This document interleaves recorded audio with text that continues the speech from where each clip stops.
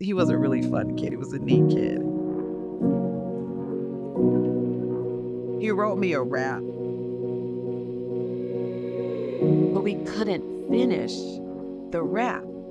So when I got elected president of the Society for Developmental and Behavioral Pediatrics, I was writing my acceptance speech and I finished the rap. And so I performed it for my acceptance speech in Drew's name. And it was so much fun. And the rap starts off with, I am your worst nightmare. A black girl with dreadlocks in her hair. I got knowledge in my head. I write books that will be read. You will see me fight injustice until I am dead. That's the part that Drew wrote.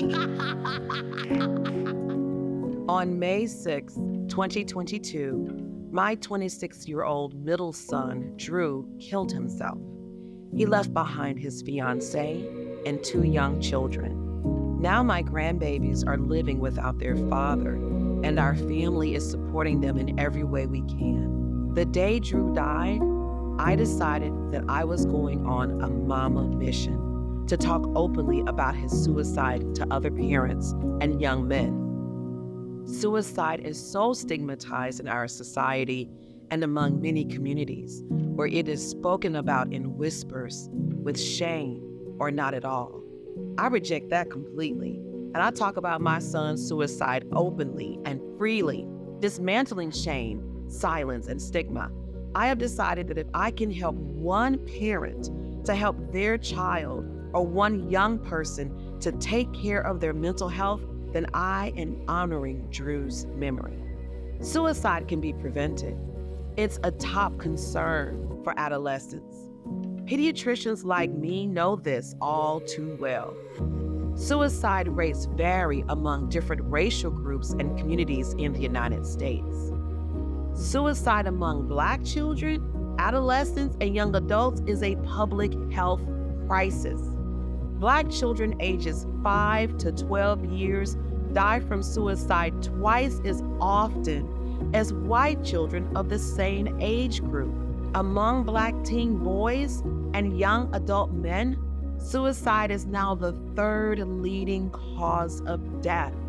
Suicide rates among Black adolescent and young adult girls are also increasing at alarming rates. One root cause of suicide among Black children, teens, and young adults is the impact of racism and all of its forms on the body and mind. Racism is a foundational reason for the health inequities due to the lack of access to quality health care, decent education, exposure to community violence, concentrated poverty, and untreated mental health conditions in Black communities across the U.S.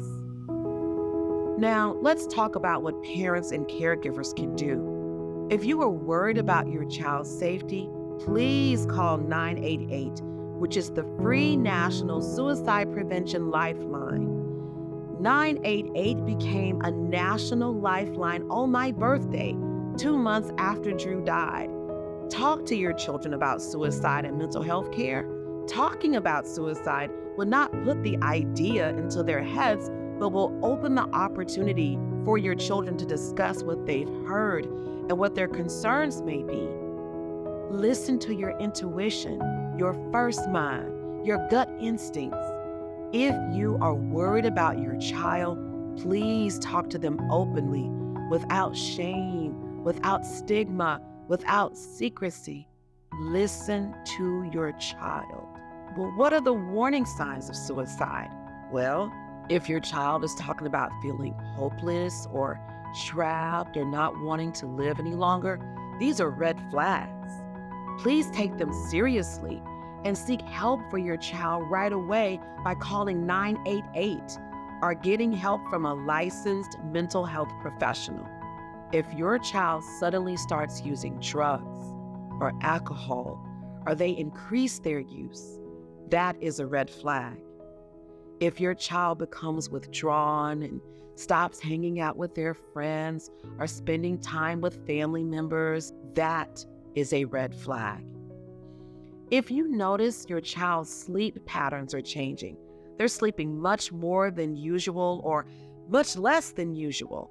If they seem very tired often, if their mood has changed a lot and they're more irritable or snappy or angry than usual, if your child is acting out more than usual, if you notice that your child starts giving away their prized possessions, these are all warning signs that your child may be thinking about suicide and should not be ignored. There are a number of protective factors for kids that can help prevent suicide also. Being a close-knit, connected, and supportive extended family and community can be very protective for children. Having a strong racial and cultural identity and connections to ancestral wisdom can be very helpful in grounding children in their cultural values and expectations.